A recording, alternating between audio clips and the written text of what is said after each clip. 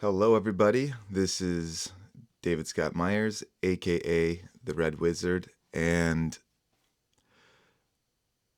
I'm a spiritual medium, educator, and visual artist.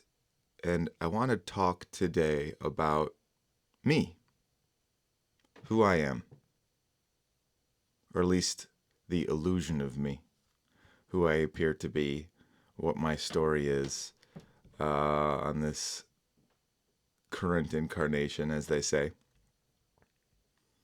I've been doing a lot of work on myself the past couple months, and a lot of what I've been struggling with, so to speak, is what they call coming out of the broom closet. I found out 2 years ago that I was a spiritual medium, which means that I can connect with people who are deceased and get messages from them, and I can share them.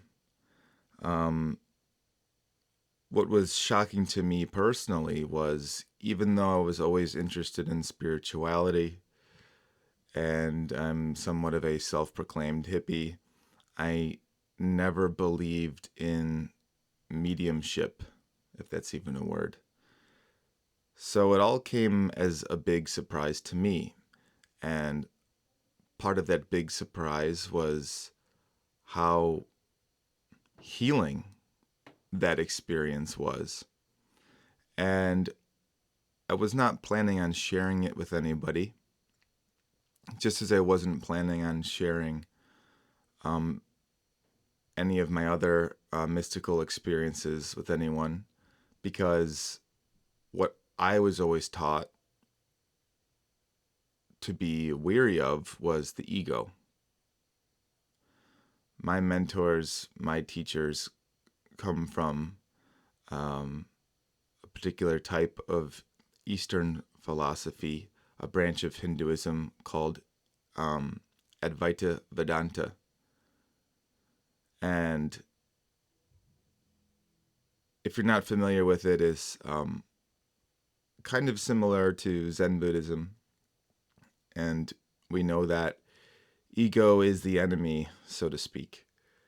So I was always weary that if I were to share these stories, that it would puff my ego up, and that's not the point of all of this.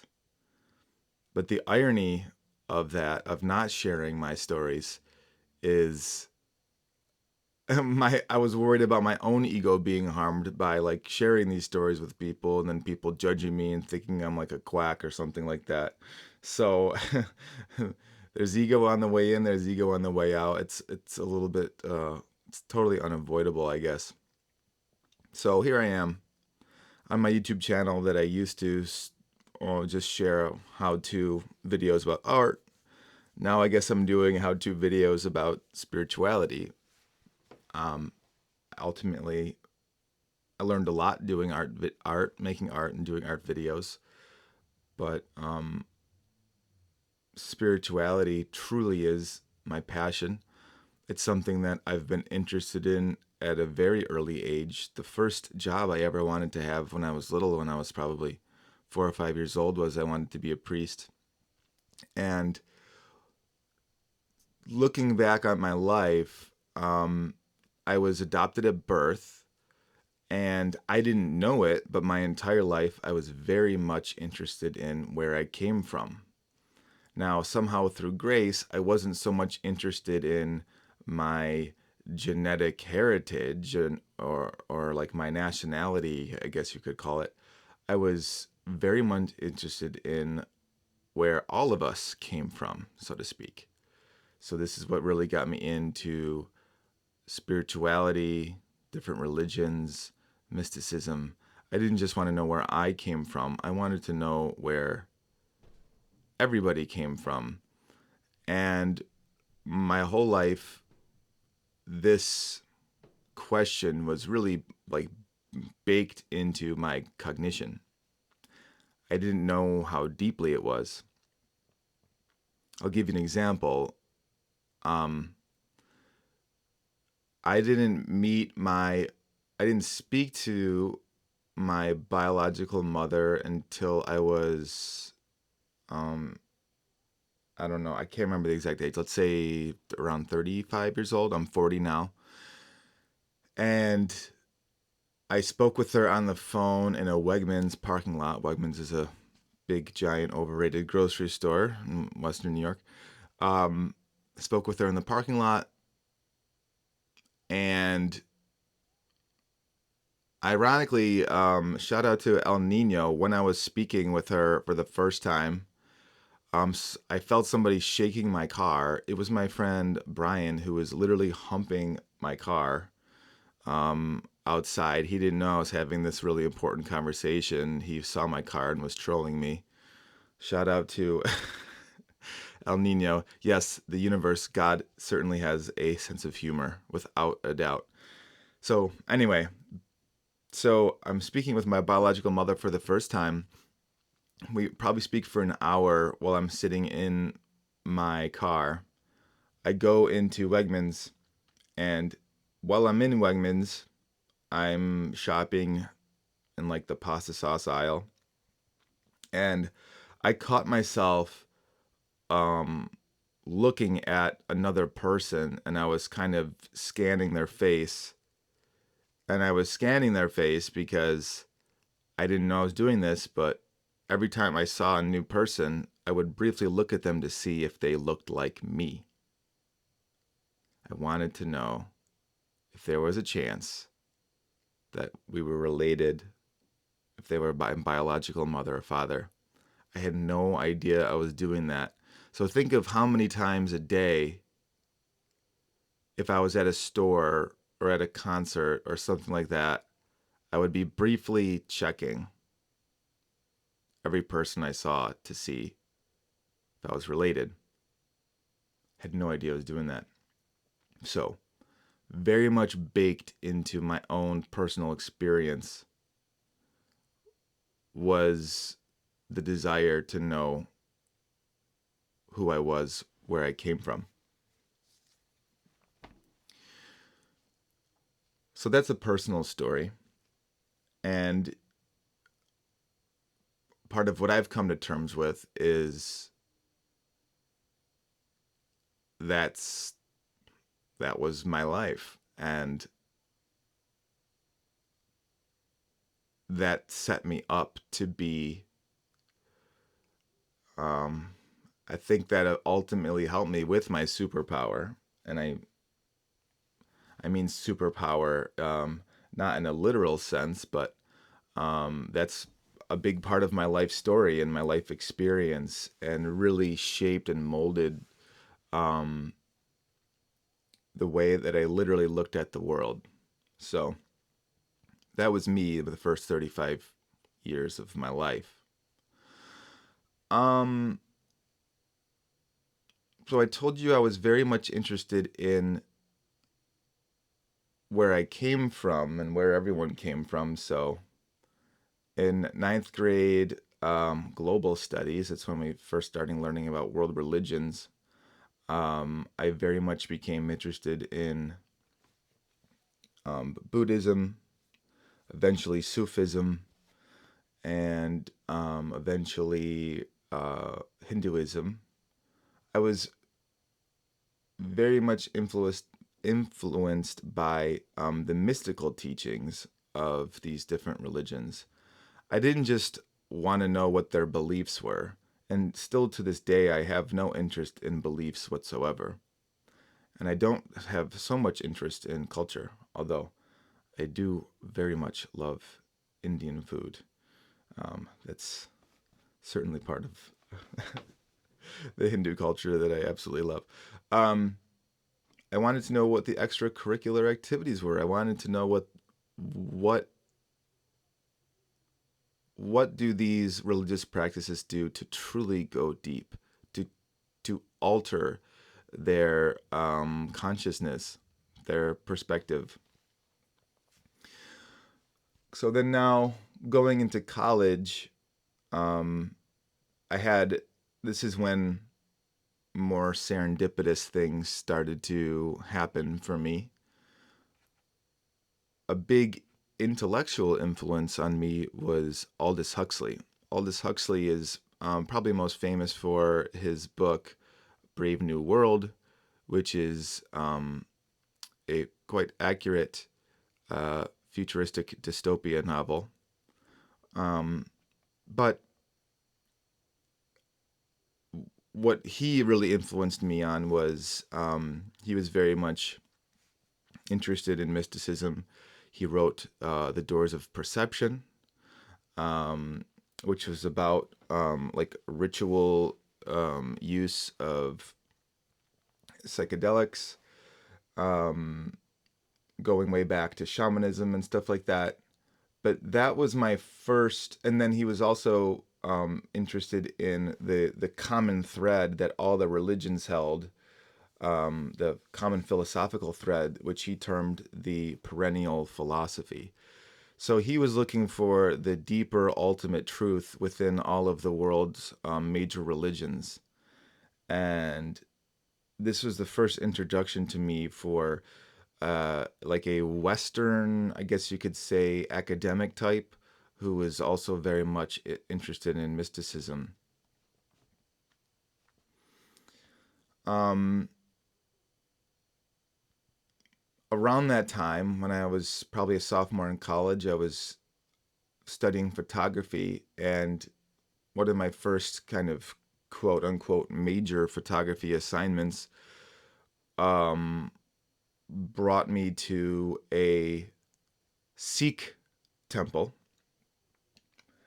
And there I met a gentleman named Sat Dharm.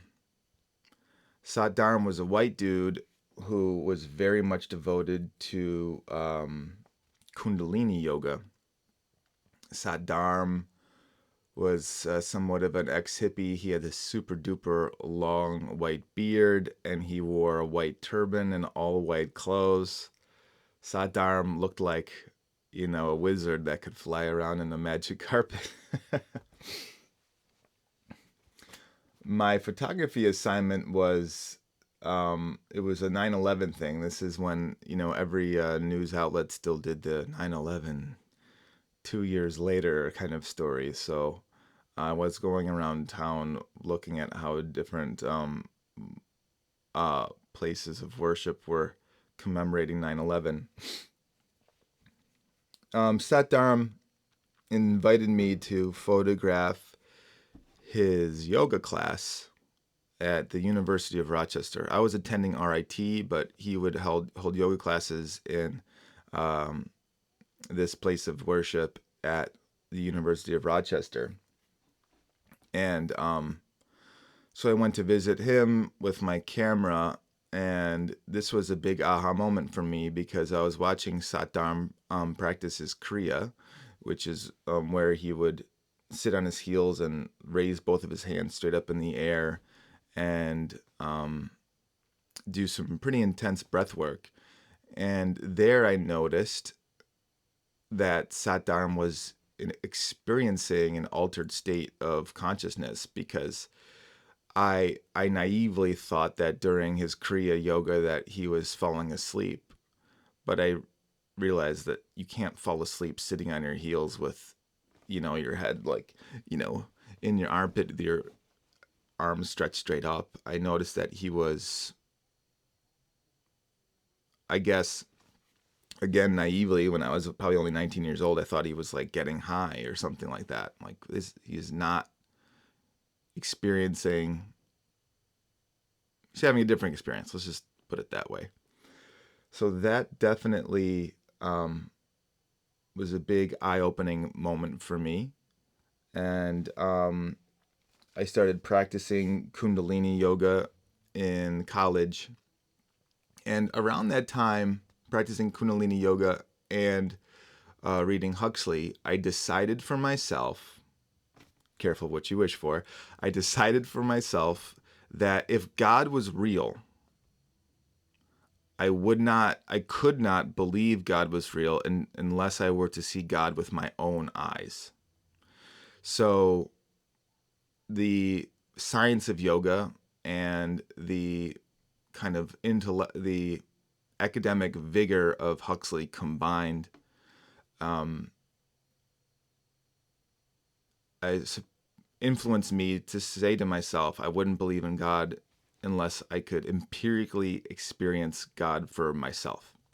So again, faith, belief, culture was not enough for me. I wasn't interested in that. I wanted to see God for myself.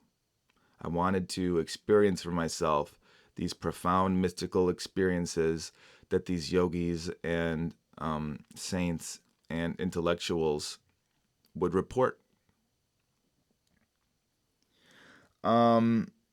Generally speaking, most of my college career was just purely academic and debaucherous, as it is for for many of us.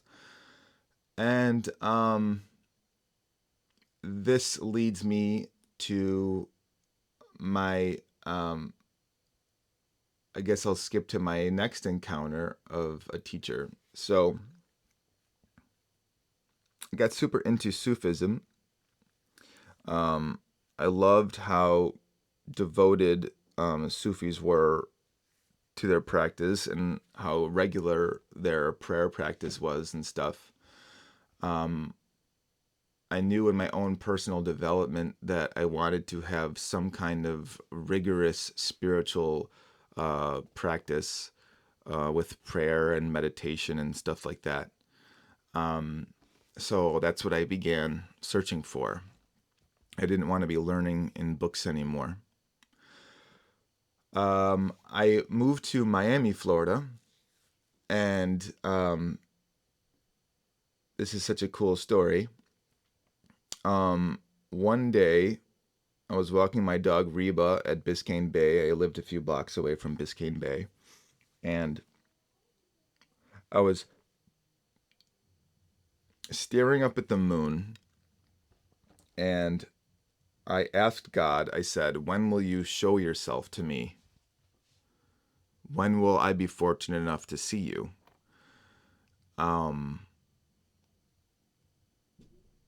Just sitting on this like flagstone bench that was made by this dock. The next day, I went to a bagel shop on Biscayne Bay Boulevard called Bagels & Co. It's a New York style bagel joint. I was sitting at the counter. I knew almost nobody in that town. I was quite lonely. So I was able to sit at the counter. There was only only a table for one. And I was speaking with my server. And because I was in a new town, I was thinking about starting up my yoga practice again. And I asked my server, her name was McCall, I asked her, do you know of any good yoga teachers? And she looked at me shocked and, she nearly dropped her plate. She said, well, my husband is the best yoga teacher. I couldn't understand why she seemed shocked that I asked her that. Well, we made arrangement. I got her number. We made arrangements for me to meet her husband, and they had this. They lived in North Miami, and a few days later, I visited her husband. Her name was Yogeshwar, or his name was Yogeshwar. Yogeshwar is someone who I think of every single day of my life, even though he's passed away.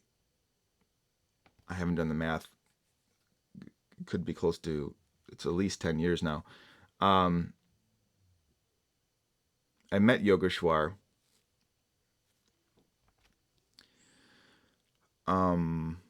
the day after, I told you, the day after I asked God, when would I meet God? Well, the next day I met Yogeshwar. Yogeshwar was a very devoted yogi. He was formerly a monk. He was formerly in the Hare Krishna order, the Krishna, I forgot what they call the organization of Krishna consciousness. Um, this is where the rubber hit the road, so to speak. I walked into Yogeshwar's apartment, um,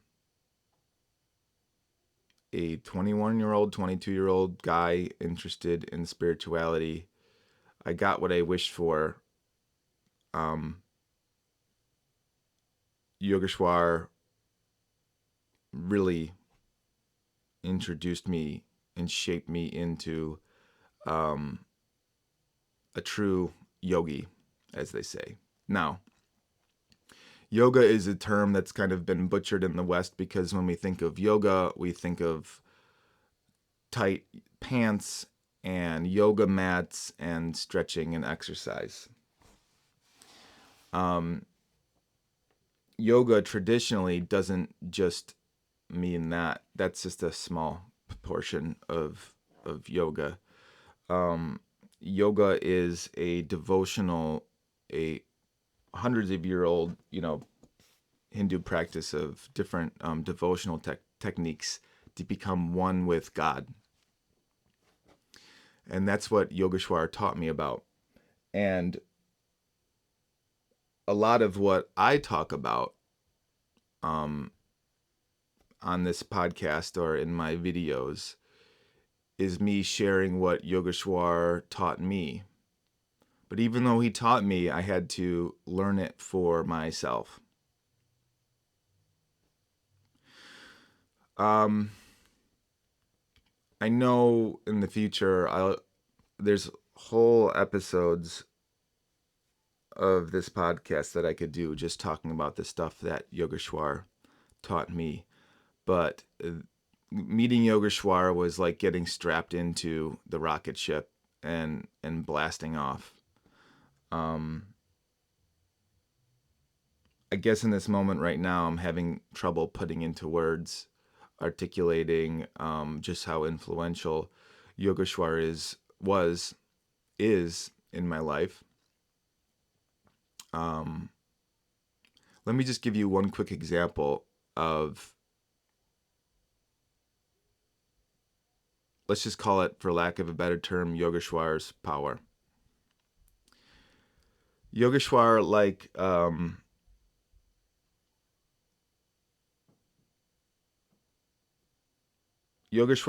the yoga teacher that I met at the University of Rochester, was a white dude, former hippie. These waves of yogis that, they were kind of the first to hear about yoga in the West when all of those Eastern teachings started coming into those hippie circles. Um, so Yogeshwar. Yogeshwar and I would make appointments to meet one another, where he would teach me. And Yogeshwar was beginning to be pretty frail. Ultimately, probably spent less than I spent less than 2 years of time with Yogeshwar. I was a terrible student. Again, I was like a 21-year-old kid living in Miami, Florida. A little hard to stay focused, despite my sincerity. Um, Yogeshwar and I met for lunch one day at Panera Bread. And at the time, Yogeshwar wasn't doing physically well. He was getting quite frail. He was very skinny. And I was this younger, healthy, strong chap, that was lifting his weights and doing his yoga and whatnot in Miami. And I was sitting across from him at Panera Bread, and he ordered a quiche. And Yogeshwar could barely swallow the quiche. And he saw me looking at him, feeling bad for him. And Yogeshwar said to me this. He said, "Don't feel bad for me. This is just a body."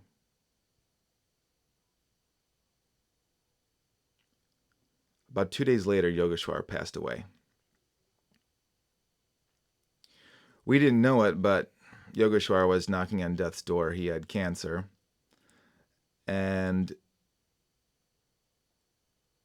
2 days before he was dead, he told me, "Hey man, this is just my ride.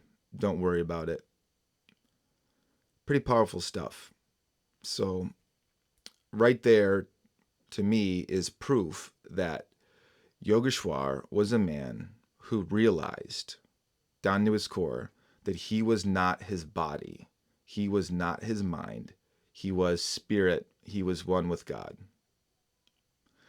To me, that's proof because the pain and suffering that he was in was very real, but it was just kind of like an afterthought for him.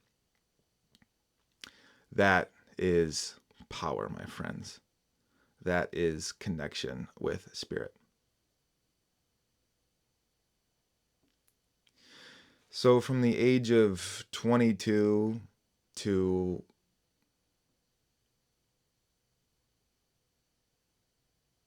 so for nearly 20 more years, let's call it 15, after Yogeshwar's passing, I would try to do the stuff that he taught me to do. Meditation, yoga, devotion to reading the Bhagavad Gita, the scripture of Hinduism. I tried to do those things. I tried to practice those things. I tried to be like Yogeshwar. Again, not a very good student.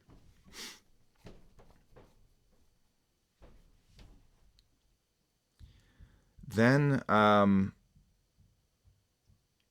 part of my practice would be to listen to recordings, video recordings of the teachers that he told me about. I'm going to fast forward to another profound experience I had, which is what I would call, look, there's no way to not be cringy talking about this stuff, okay? Because I don't like the word enlightenment. I don't like the word awakening, because these are words that are associated with a lot of woo-woo stuff. But hey, man, this is what happened. I had an awakening. I still keep in touch with Yogeshwar's wife, McCall. She's still down in Miami, and we keep in touch. And McCall introduced me to a teacher that she really liked. Her name was Gangaji. Gangaji is still alive. She lives up in the Pacific Northwest somewhere, and I would, I'd call McCall a few times a year and let her know how my progress was and stuff like that. And she said, "Look, keep things simple. Make this your own. Do me a favor, get this book by Gangaji. You could listen to her recording. She's wonderful." And so I started to do that. And one day in my garage, I have 3 kids, super busy. I'm in my garage trying to put batteries in this toy blender that my son David was obsessed with when he was, just older than a baby, toddler. Guys, I don't know if I could tell you how much David was obsessed with blenders. He had many toy blenders. Then if he would go to his grandparents' house or aunts and uncles' house, he would want to see their blenders. And not only would David play with blenders, but he would draw blenders. I have one framed right here.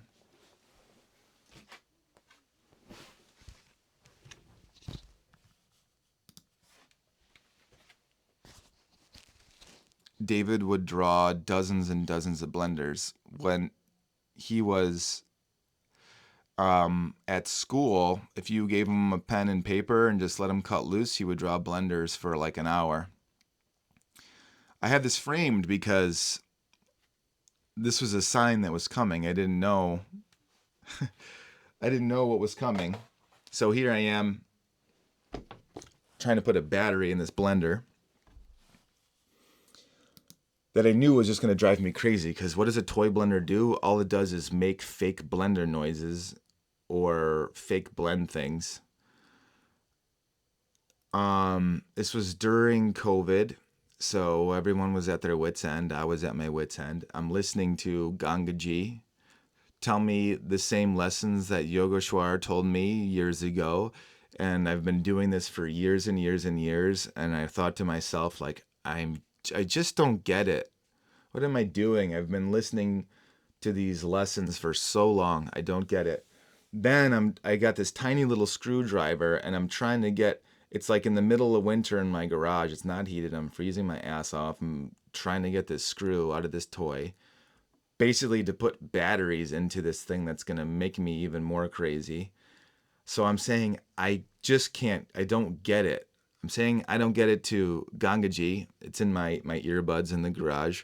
I'm saying I can't get this, I'm trying to get these batteries out of this blender. I'm saying to myself, I can't do this, meaning I don't, it's not clicking what Gangaji is telling me to do, to be one with spirit, to let go of the ego. I don't get it. I can't do it.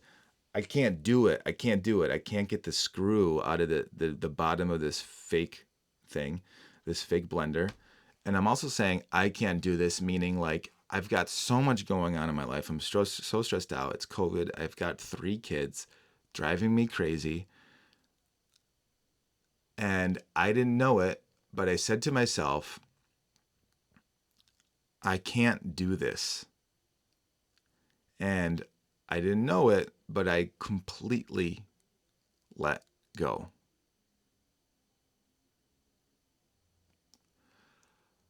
I said, I can't do this. I put down the blender. I put down my head on the work table in my garage. And I meant I can't do this on every level of my life. My spirituality, my family life, this damn blender. I can't do this. I let go. And what continues on is the most profound experience I've ever had in my life. Like I said, I didn't know it, but I was completely letting go. It was a complete surrender. And in my mind's eye, I saw myself burning on a funeral pyre. Just like in Return of the Jedi, when Luke Skywalker burns Darth Vader's body, I saw myself burning, flames coming through my mouth, the eyes of my skull, the whole bit. And then this other reaction came through. It was almost like my ego was trying to scare me back into its box. In my mind's eye, I saw a photograph that my mom loves of me when I was just like a toddler. It's like me kind of leaning on this brown coffee table that my parents have in their family room that's been there for 40 years. And the photograph seemed to say to me, well, you can't let this little boy die. David, you can't, okay, we could let the adult go, but we can't let this little boy go. And I said, let it go. And this photograph just kind of dissipated into 1,000 pieces. And here I am standing here in my garage. And I walk over to the threshold by the garage door, and I'm looking at this like January, February snow slowly falling down in this cloudy ass day that we have in Buffalo for 6 months out of the year.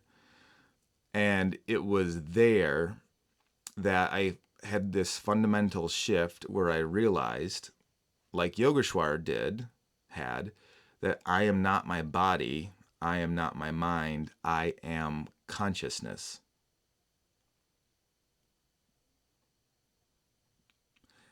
And what I mean by that is I realized then that my mind and my body are servants to consciousness and that they report to my consciousness, right?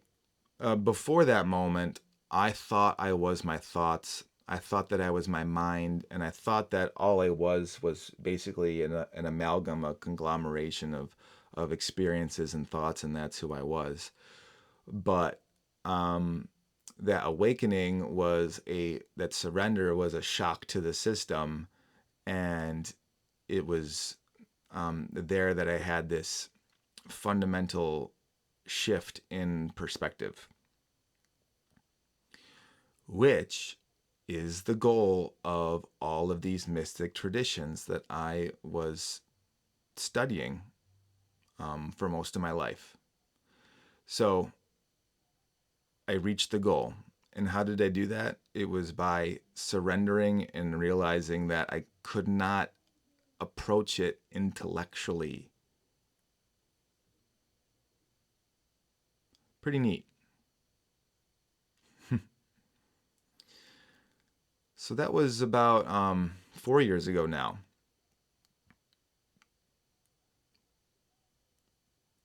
And in hindsight, for the past 4 years I've been like processing that, because I again look at the world, my relationships, everyone else differently.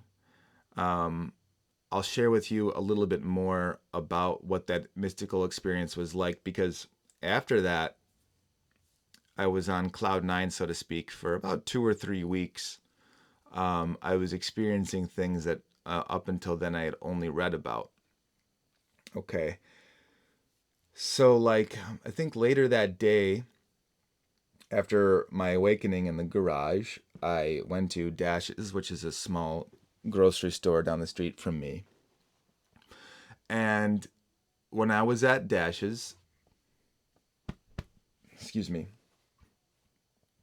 I was walking around the grocery store, and there's all these different people and workers in the grocery store.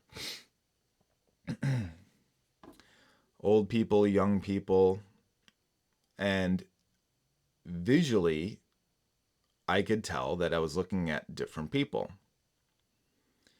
But in my heart, in an indescribable way, I felt like I was only seeing one person. And that one person I was seeing, for lack of a better term, was the Lord.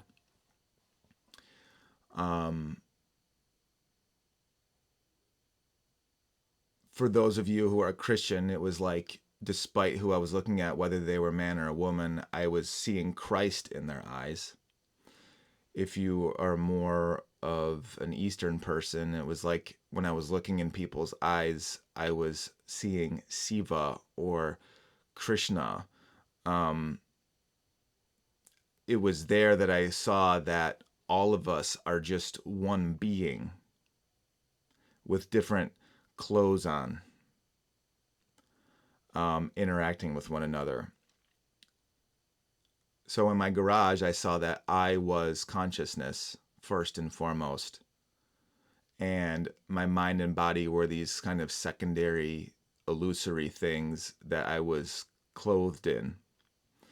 So then I go to the grocery store and I'm surrounded by, like high school aged cashiers and old shoppers and stuff. And I'm like, oh, we're all just one being.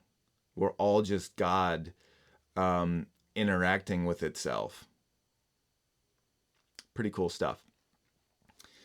Wonderful stuff. So, let's fast forward a couple years to when I realized that I was a spiritual medium. Again, going back to some of the first stuff I said in this video, I had no belief in this stuff whatsoever. I was always open to the possibility, but it was a little too much for me, despite what I just told you about seeing Christ in the eyes of everybody at the grocery store.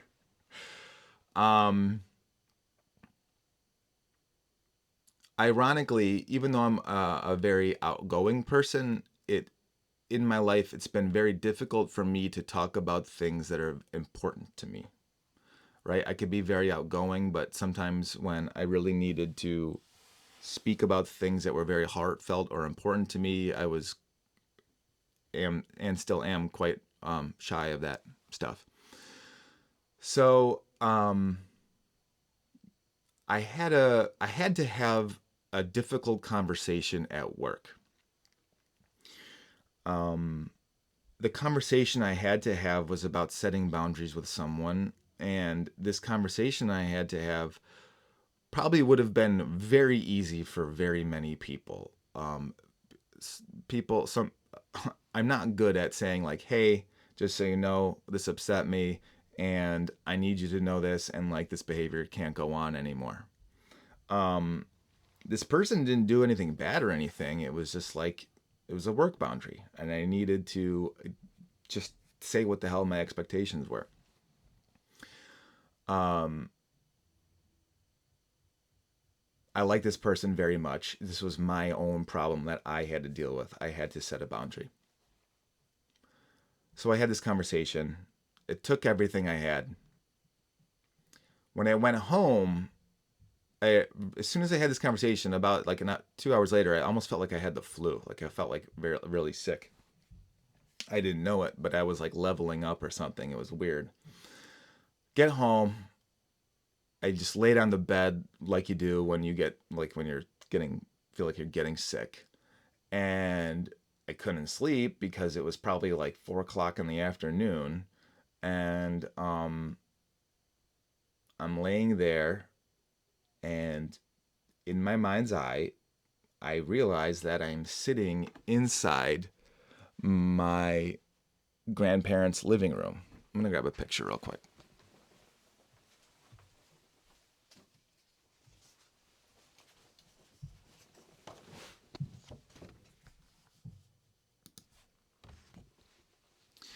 I'm sitting in my grandparents' living room. This is where there's a blue carpet. I'm like this little kid again. I'm sitting on this blue carpet. This is where I would sit on the TV. The TV would be sitting on the floor in like a big wooden box, right? This is where I learned to fall in love with Godzilla and stuff like that. Um,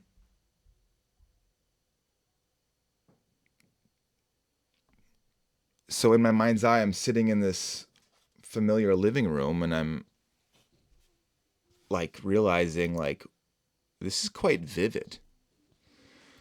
And then I realize that I'm being shown different objects in my mind's eye, objects that I like own of my grandfather's that I kind of forgot about that I owned. My grandmother, my nanny, is showing me. She showed me this mashed potato masher. I don't know what you call that tool. Showed me a masher. So they were showing me all these objects, and there was this like. Once I realized what was happening, I realized that I was communicating through the Claires with my deceased grandparents. Once I realized what was happening and I started kind of conversing with them out loud, this like ancestral download began to happen where they were like showing me what do you call it, like generational trauma in the family and like how to get over it. They were ultimately a big thing they were telling me was, hey, we've been watching you, please, you got to stick up for yourself, you got to speak up for yourself.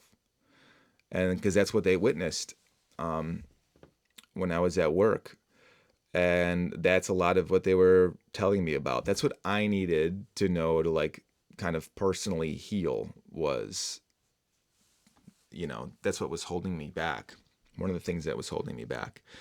And then yeah, for like 45 minutes I was just kind of downloaded this information from them, and we chatted, and it was beautiful. um a couple days later, I asked my mom, I said, hey, I spoke with Nani, and she showed me this like white handled, like wiry potato masher. And my mom was shocked. She said, yeah, that was always my job, was mashing the potatoes. And, it was an Italian household, so, that they were cooking every night. Pretty cool stuff, guys. And so where I'm at now, to bring you up to speed, is I'm developing my skills as a spiritual medium. It's something I'm actively working on. And I want to be able to provide that as a service for, my friends and family, because it was so healing. Again, I wasn't planning on sharing this with people, but it was extremely healing for me. And I want to help bring that to other people. So that's something I'm working on. Another thing I'm currently working on, kind of what this podcast is about, and the YouTube videos I'm making, and the Instagram shorts, reels, whatever the hell they're called, I'm making, is sharing the philosophy of non-duality. That's ultimately what caused my awakening in my garage, fixing David's blender. So that's the continuing the tradition of Gangaji, Papaji, Ramana, Paramahansa, that lineage of philosophy there, those teachers. So I'm sharing what really helped me personally, and I'm sharing the lessons that I learned from my teacher that I'm just absolutely blessed to have met. So yeah, I'm kind of talking about two things here. The non-duality stuff that really helped me awaken, and then I'm sharing with you my insights as a spiritual medium, because again, in my whole life, belief and faith was not much interest in me. I was only interested in people's empirical experiences, what they've actually experienced with spirit, and that's what I want to share with you guys. So that's who I am. I am David Scott Myers, aka the Red Wizard. I am a spiritual medium, educator, and visual artist. It's summertime. I'm going to be recording some meditation lessons for you guys. As soon as those are up, I'm going to put the link in the description of this video. And that is where I will be diving deeper. I am currently working on a book as well. Some of what I just spoke about is a chapter in that book. And yeah, so hey, thank you so much for listening. Please, if you're listening, let me know. Please ask me some questions. I'm here for you guys, really. If you have any questions, please ask them. I'd be happy to answer them, maybe even in the form of a video. I love you guys very much, and I want you guys all to know love is the truth of who you are. Peace.